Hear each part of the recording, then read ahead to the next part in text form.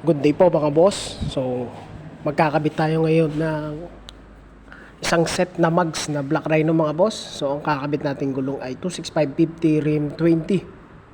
So, ayan mga boss, hindi ko na pinakita yung procedure ng pagkakabit kasi medyo mahaba-haba yung oras natin at kakain ng oras. So, ayan, hinahanginan ko na.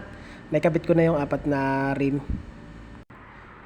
Tapos, ibabalancing natin yung mga boss. Apat na gulong yan. So, kailangan talaga binabalance yung bagong mugs bago natin ikabit para maiwasan natin yung wiggle sa manibela. So, ito na yung mga mugs, mga boss. So, di ba ang ganda? So, ang ganda rin ng presyo niyan. So, in-order nga to sa atin. Di ko alam kung ikakabit to sa new D-Max or sa new Isuzu Mu-X, mga boss.